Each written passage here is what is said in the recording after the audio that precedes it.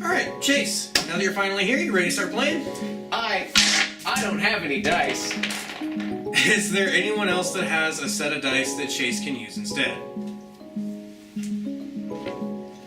I just got this brand new dice set from Haxtec. Well, wow. Tell me what you think about it. Don't worry, I will. I'm getting kind of thirsty. Would anyone want a soda from the kitchen? Yeah, I'll take one. Alright.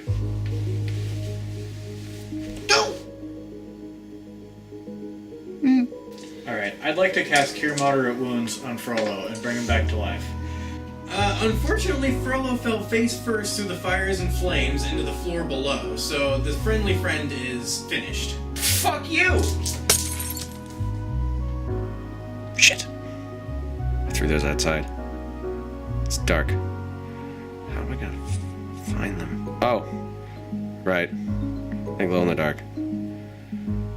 Your story ends here, in the little fishing village of East Haven. Before you stands a temple to the god Baal, and in your hands is a small satchel. Inside the satchel is a dwarven relic which will bring peace to all of the lands. You pull open the satchel and inside you find the Eye of the Dragon. Ooh. The best thing about this dice has to be, for me at least, the cool factor about them. I have a lot of pairs of dice, and none of them are really as impressive to me as these dice. And none of the dice I have are metal, and so this is probably just the most impressive dice set in terms of coolness that I've ever seen. I do think that it would be nice if there was maybe more than 3 colors on the dice. They're good colors. We've got blue, green, and it's kind of like a pinkish purple, but I do think it might be interesting if there was a little bit more variety. I'd say overall, I would give these dice about an 8 out of 10. They are all really pointy.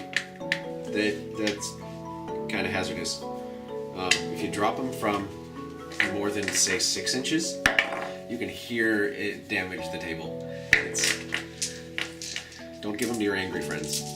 And they glow in the dark, which is pretty sweet, and in the light sometimes. The only thing I don't like is the finish to the metal, because they are metal. They're kind of chrome plated, and we haven't had them long enough to actually see what kind of resilience they've got.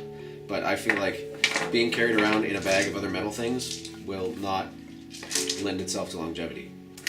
All in all, I would pay money for these, which is not something I say about a lot of things. Give them a 23 out of 27. So, what I really like about these dice are actually the dice bag that they came in. This is a really nice leather bag. It's got sort of a felt interior to it. The thing that I was most impressed with, aside from the snake skin-like feel and the dragon skin-like texturing to it, is that there's this eye right in the center here. It's kind of a red color. I'm pretty sure they have them in different colors available for purchase. It's made really, really well. It doesn't look like it's going to come out anytime soon. As far as the dice go themselves, though, just like everyone else has said, they're really solid dice. I think the only thing that I would say about them is the blue coloring on them actually glows a little bit less brightly than everything else. But aside from that, these are really, really good solid dice. Like everyone else has said, they roll really well, and they're a great addition to any kind of set of dice that you own, whether you're a gamer, a collector, or just someone that likes unique oddities to have around. These are a fantastic set of dice to add to any kind of a collection. If I was to give these dice a singular number rating, I would give them probably about an 87 out of a scale of 100. That would be a good number for me.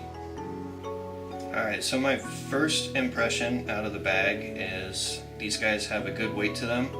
I've noticed on other review videos of these dice that people have mentioned that they're on the heavier side, but I don't mind that as much because it's got really decent stop to it, just right there. The only thing I can see picking up more than one of them, or if you've got like the D4 on the ground, they've got some edges to them. But as long as you're careful and you know what you're doing, good dice. I'd say 4 out of 5. I mean, yeah, the dice do really look good. They feel nice. It feels good rolling them. Like, if you roll all of them together, it is a little loud, which can be good or bad depending on whether or not you have someone who does this all the time. So the D8, the 6, has like a little line under it, you know, indicating it's a 6, not a 9. But a D8 doesn't go up to 9. And that wouldn't be a problem, but the D6 does not have a line on the 6. And it's just one of those little, like, OCD things. You know, it's not a huge issue, but I am here to nitpick. Like, these are solid dice. They're pretty good for what they are. They all obviously come in other colors, and, you know, they glow in the dark, which is super cool. It's already been mentioned. It's cool, but I don't play D&D in the dark. I think I would rate this probably 2 skeletons out of a necromancer. That bag is pretty. Oh, they're so heavy and shiny. You should hit, like, full-on scream. I like the Dale Gribble's like sound though. That was pretty good. Get off your fucking phone! They made an Eldrazi fucking werewolf! I don't care! Anyways, What? unfortunately, Frollo fell from the roof into the fires. Well, damn it, no, I'm It's been a long and arduous journey, and as you make your way through the Tanglethorn depths, you find yourselves in the ancient dwarven city of Quel'Thalas. No, damn it, I can't do that. I was gonna say East Haven a couple times.